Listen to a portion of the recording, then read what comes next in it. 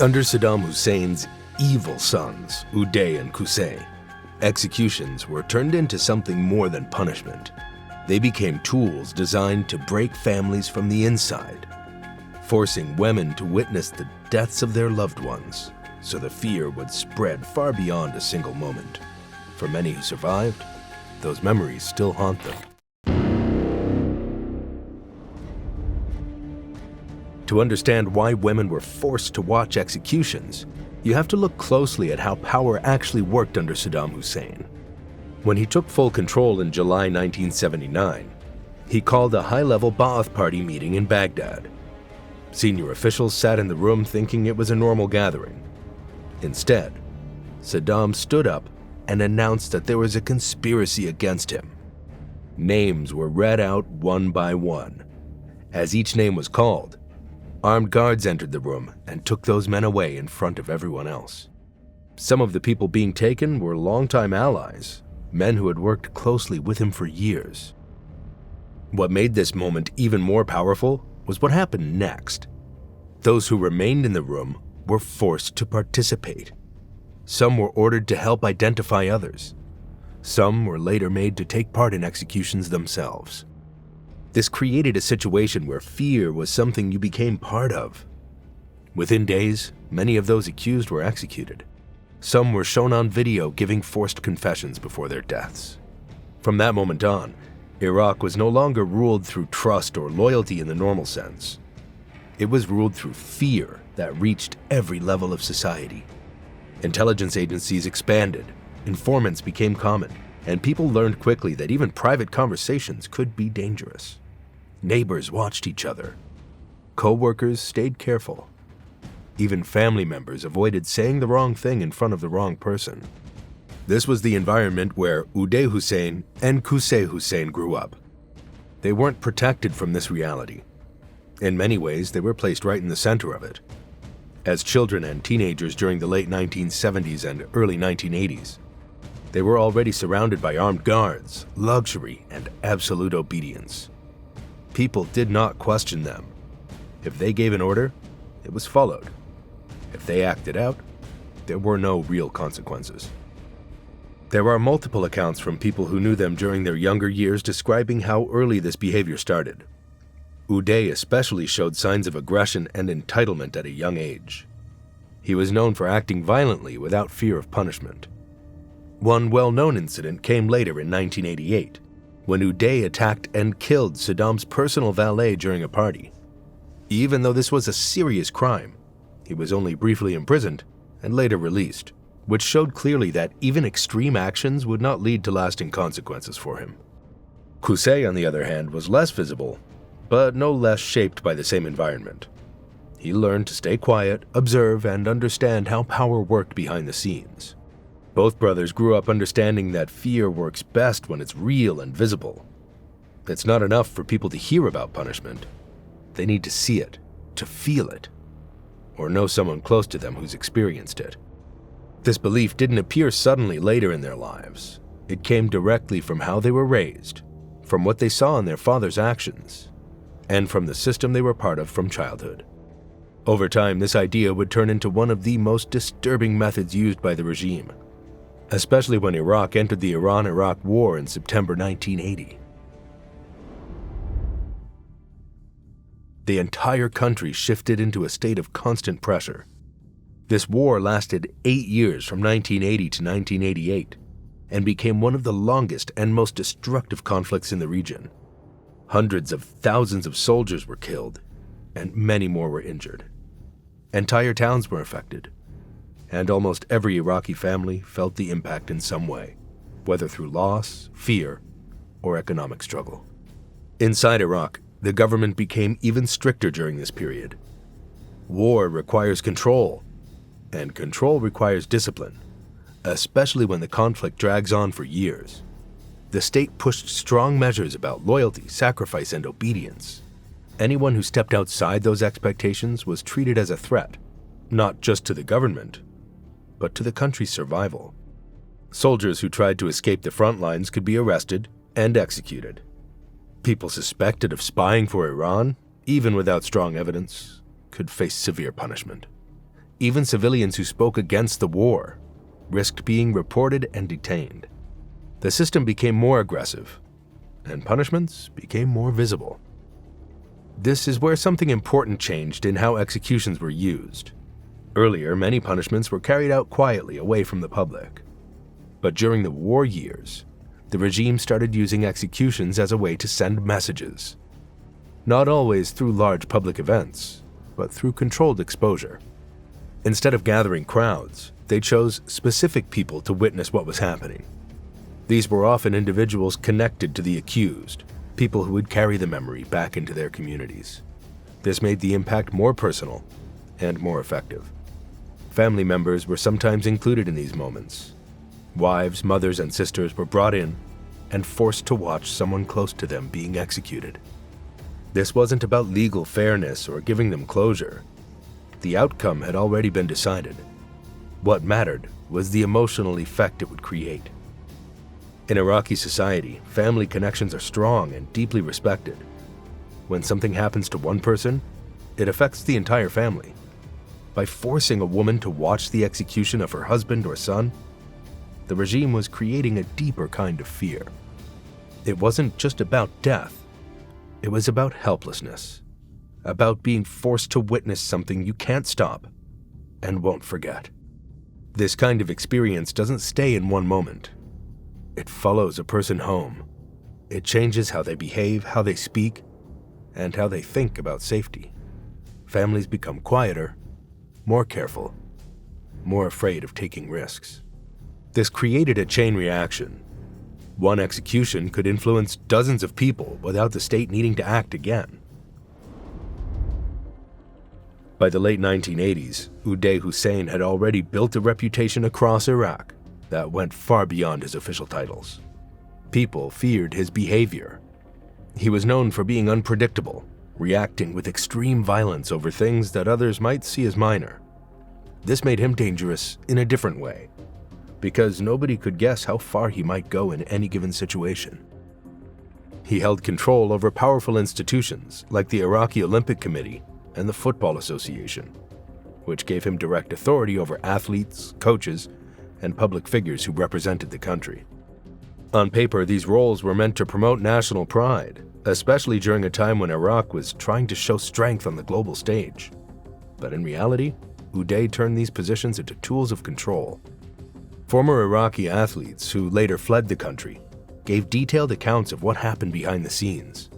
When teams lost matches, especially in international competitions during the late 1980s and 1990s, players could be punished in ways that went far beyond normal discipline.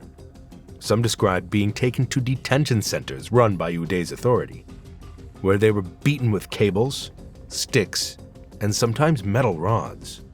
Others spoke about being locked in small cells or forced to endure physical torture as punishment for losing games. In some cases, players were humiliated publicly or threatened with worse consequences if they failed again. These weren't isolated incidents, but part of a pattern that showed how Uday viewed control. To him, performance was tied directly to loyalty. If someone failed, it meant they had embarrassed the country, and by extension, the regime. That, in his mind, was a form of betrayal. This way of thinking didn't stay limited to sports. It carried over into how he approached punishment in general, including executions. Uday didn't just see executions as a way to remove someone who was seen as a threat. He saw them as moments that could be used to create fear that would last much longer than the act itself.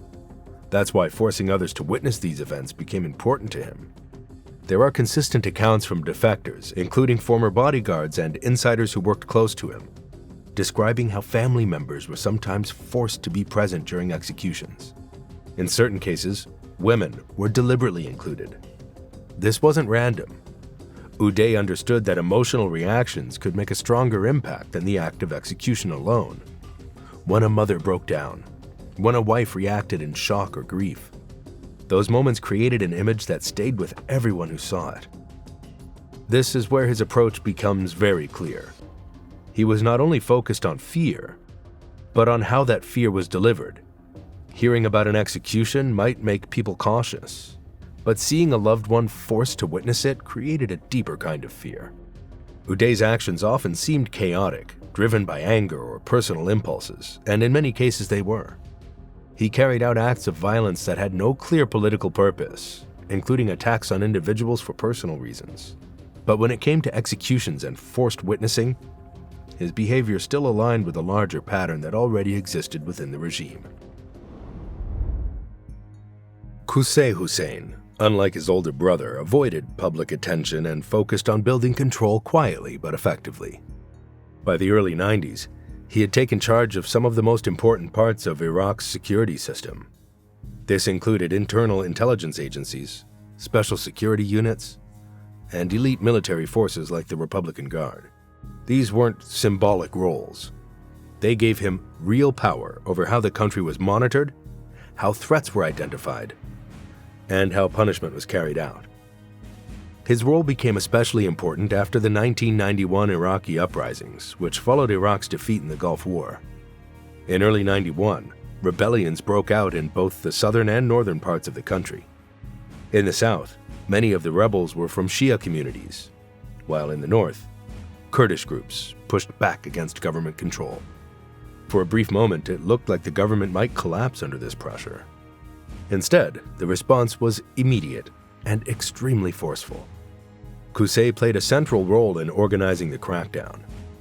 Military units were sent into rebellious areas, and security forces carried out large-scale arrests. Thousands of people were detained within a short time. Many were executed, sometimes after quick interrogations, sometimes without any formal process at all. Entire neighborhoods were searched, and anyone suspected of involvement could be taken away. This wasn't random violence, it was planned and controlled. The goal was to restore authority as quickly as possible and to make sure that no similar uprising could happen again. In this environment, executions became a clear tool for sending messages. As part of this system, forced witnessing continued to be used in certain cases. People connected to the accused were sometimes brought in to see what happened. Women were included because of their role within the families. By the late 1990s, after years of war, uprisings, and strict control, this system had become deeply rooted in Iraqi society. After the 1991 Gulf War ended, Iraq didn't return to normal life. Instead, the country was hit with strict international sanctions led by the United Nations. These sanctions stayed in place throughout the early 90s, and they affected almost every part of daily life. Oil exports were limited, imports were controlled, and basic goods became harder to find. Prices went up fast, jobs disappeared, and many families struggled just to get food, medicine, and fuel. Hospitals lacked supplies, electricity was unreliable in many areas, and clean water became a serious issue in some regions. By the mid to late 1990s, ordinary Iraqis were dealing with a level of hardship that hadn't been seen in decades. When people live under that kind of pressure for years, they start to question things. They talk quietly, they complain, and sometimes they look for ways around the system just to survive. Smuggling became more common, especially near borders, because people needed income and access to goods. Others were accused of spreading anti-government ideas or simply showing signs of disloyalty. For the regime under Saddam Hussein, this was dangerous, not because every individual act was a threat, but because small acts could grow into something bigger if left unchecked. So the response was to tighten control even more. Security forces increased surveillance, informants became more active, and punishments became more visible again. Executions didn't stop during this time. In fact, they continued as a way to show that even in a weakened economy, the government still had full control over life and death. People accused of crimes like smuggling, hoarding goods, or speaking against the state could be arrested quickly, and in some cases executed, without much public explanation. That's where forced witnessing continued to play a role. Family members were brought in, especially in cases where the regime wanted to send a stronger message. But in March 2003, everything changed when the Iraq War began. This was not like the earlier conflicts Iraq had been through. This time it was a full-scale invasion. Coalition forces led by the United States and supported by allies like the United Kingdom moved in quickly with airstrikes, tanks, and ground troops. The speed of the attack caught many off guard, Within days, key military positions were hit, communication lines were disrupted, and Iraqi forces began to lose their ability to respond in an organized way. As the invasion moved forward, major cities started falling one after another. Basra in the south saw heavy fighting early on, and as coalition troops pushed north, resistance became weaker in many areas. By early April 2003, they had reached Baghdad, the center of power. After days of intense fighting and airstrikes, the city fell. Government buildings were taken, symbols of Saddam's rule were destroyed, and it became clear that the regime was collapsing faster than anyone had expected. The image of Saddam's statue being pulled down in Baghdad became one of the most talked about moments of the war. As all of this happened, Saddam disappeared from public view. He stopped appearing on television, and no one knew exactly where he was. He went into hiding, moving between different locations to avoid being found. Sometimes he stayed in safe houses, other times in more hidden places, relying on a small group of loyal supporters. His sons, Uday and Qusay Hussein, also went underground. For weeks, there were constant rumors. Some people believed they had escaped the country. Others thought they were still hiding somewhere inside Iraq. But there was no clear answer, and that uncertainty added to the tension during these early months after the invasion. That uncertainty came to an end on July 22, 2003, in the city of Mosul. U.S. forces received information from a local source about a house where the two brothers were hiding. Acting on that tip, soldiers surrounded the building. What followed was a long and intense firefight. The men inside refused to surrender, and the battle went on for several hours. U.S. forces used heavy weapons, including rockets, to break through the building. In the end, both Uday and Qusay were killed, along with Qusay's teenage son, who was also inside the house. Their deaths were later confirmed publicly, and images were released to remove any doubt. This marked the end of their direct control and influence. But one final piece of the story remained: Saddam himself. In December 2003, after months of searching, U.S. forces found him near his hometown of Tikrit.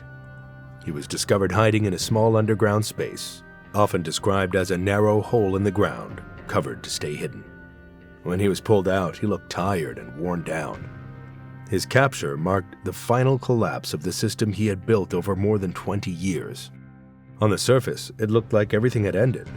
The leadership was gone, the government had fallen, and the structures of power were breaking apart. But what had been created over all those years didn't just disappear overnight. Iraq moved into a new and uncertain phase. More people slowly began to speak about what they had experienced during the previous decades. Former prisoners, military defectors, government insiders, and ordinary civilians started sharing their stories. Some spoke openly, while others did so carefully, still afraid of the consequences even though the regime was gone. Among these accounts were repeated descriptions of forced witnessing during executions. These weren't isolated stories from one place or one time. They came from different regions and different periods, but they followed a similar pattern. People described being taken to locations where executions were carried out and being made to watch, not as spectators by choice, but because they were connected to the person being punished. Women appeared again and again in these accounts. Wives, mothers, and sisters were sometimes brought in specifically because of their emotional connection to the victim. This is what made that system so effective. It didn't rely only on constant force.